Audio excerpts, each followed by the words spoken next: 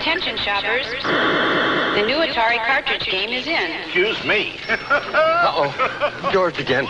Ooh, Atari's ASC battle. It comes with 27 games, but that's just for starters. You can get 9 cartridges, 187 games. Blackjack. Oh! I'd like an Atari. Sorry, only our demonstrators left. Mine! No, George. Mine. The new video computer system by Atari. More games, more fun. 1977 was a big year for Atari. In January, they released Dominoes to arcades, a game kind of like Snake, where you tried to trap your opponent by creating lines of dominoes. Then a few months later, they came out with Video Pinball, a home console with variations of pinball and Pong built in. Then, in September, they released the Atari Video Computer System, or VCS. Later renamed the 2600, it came with packed-in title Combat, and released 8 more launch window titles before the end of the year. Hi, I'm Paul, and this is Indie Pop Productions, pop culture from an independent point of view. Today, we're going to take a look at the Atari VCS's first year, with a deeper look at 3 of its more outstanding releases. Full disclosure, I was not playing video games in 1977. I was 2 years old and a little too young. But when I first got my 2600, a couple years later, we're going to call it the 2600 going forward because that's how it lives in my memory, Combat was my first game. The games released in 1977 were simple, even by 2600 standards. But the building blocks were there, and the influence of those launch titles cannot be overstated. Air Sea Battle, Basic Math, Blackjack, Combat, Indy 500, Starship, Street Racer, Surround, and Video Olympics. Not a bad launch lineup. Obviously, some of those games are better than others. Blackjack's a little dull in my opinion, and if you were a parent, you got your kids an Atari 2600 that Christmas, and the only game you gave them to go with it was Basic Math, you were a bad parent. But today we're going to focus on the standout titles, my personal top 3 of the year, games that have stood the test of time. We're going to play a little, talk about their history, their legacy, and their place on the 2600. Before we get started, don't forget to like and subscribe if you enjoyed this video. I put out content like this every week. Liking and subscribing and even commenting and sharing makes it easier for you to find my next video and also helps other people find the channel. Now, let's go play some games. First up, naturally, is Combat.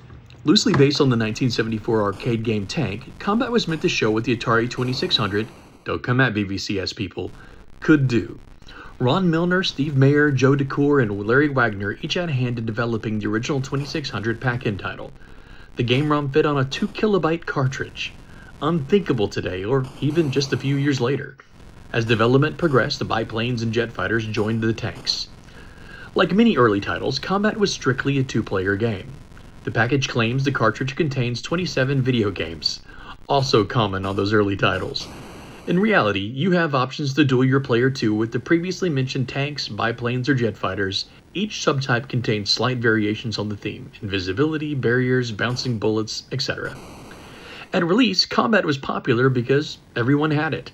Reviews at the time rated it lower than many of its contemporaries, but nostalgically, the game is remembered as a classic that perfectly introduced a generation to home video games. A 1982 sequel, Combat 2, was planned, as by the 1980s, Combat's graphics already felt dated, but the game was never released. The prototype did surface in 1999 and made its way to Atari flashback consoles and more recently, the Atari 50 collection. When we first got our 2600, it was still pretty expensive, and my parents weren't exactly loaded. For a while, Combat was my only game. I'm making these videos without a player 2, which doesn't do the game justice, but for me, it just brings back memories. I rarely had a player 2 as a child either. I would just creep up on the unmoving enemy and shoot it just to watch it spin. And for that memory alone, Combat will always be one of my all-time favorite games. Next up, Surround.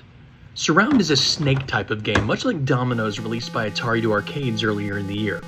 Programmed by Alan Miller, the idea is to build a wall behind you in an attempt to trap your opponent while avoiding being trapped yourself. The arcade game Blockade by Gremlins Industries was the first game of this type. Clone games were big during this time, just look at all the clones of Pong that had flooded the market the preceding years.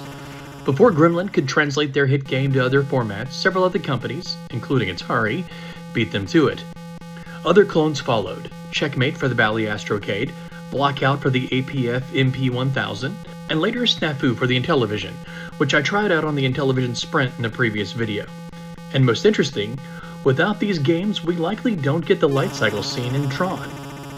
While not a blockbuster system seller, this 1977 launch title was a staple of the console. Despite its crude graphics, it was one of those games everyone seemed to have, and stayed on store shelves through 1988. Surround can still be found on various Atari Hits compilations, including the excellent Atari 50 collection. Much like with Combat, there are multiple modes that the game box calls out as separate games. Speed up, diagonal movement, erase, wraparound, and even 2 graffiti modes where you can use the controller to create crude art. Also like Combat, these modes really were meant for 2 players. There are 2 separate single-player modes, but playing with a friend is more fun and more challenging. For my playthrough, I focused on the single-player modes.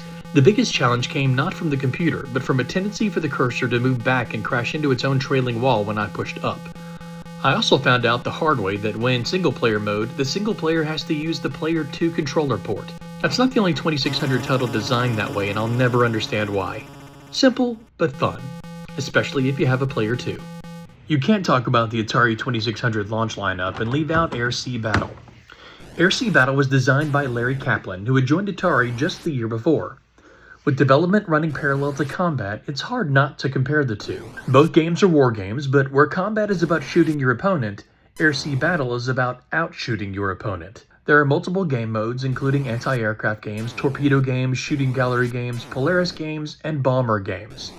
The shooting gallery aspect of the game led Sears to rename their version of the game Target Fun, and use it as the pack-in title for their version of the VCS, the Telegames Video Arcade. Larry Kaplan worked on a number of games for the Atari 2600, and later moved over to Activision as one of its earliest developers. This isn't the first time his name has been mentioned on this channel, and it won't be the last. Like other games in the launch lineup, Air Sea Battle has been included in many compilations over the years, including the Atari 50 collection. It is often overshadowed by Combat, but deserves its own moment in the spotlight. Going into this video, I expected Combat to be my favorite. I wanted Combat to be my favorite. The nostalgia was strong, but playing through, Air Sea Battle's gameplay loop is repetitive, but smooth. Shooting feels nice, and timing a shot perfectly is incredibly gratifying. Playing as the only player in a 2-player game is less annoying here than in other games, because you aren't really playing against your opponent. You're just trying to hit as many targets as you can. It's easy to get pulled into the gameplay and pretend it's a single-player game. Against my wishes, and in defiance of very strong nostalgia, Air Sea Battle is my favorite Atari 2600 game of 1977. A fun trip down memory lane, very distant memory lane. And I have to admit, when I reach for an Atari 2600 game to play in my downtime, it's generally not one of these 3. It would be a few years before developers were able to figure out how far they could push the system, and the 2600 really began to find its voice. Don't worry, we'll get there. But imagine how mesmerizing these games must have been in 1977. Even a couple years later, when I got my first 2600, Combat blew my little mind. But what about you? Were you there in 1977? Or did you discover these games later? What were your favorite launch year titles? Thank you for joining me today, and thank you for sticking around to the end. I should be receiving the newest Evercade carts that are coming out on the 30th sometime this week. One of those carts is Activision's second volume of games for the 2600. And some of those games really represent the Atari when it started to find its stride. So I hope to see you back for those videos very soon. Again, don't forget to like and subscribe. And as always, I'll see you next time.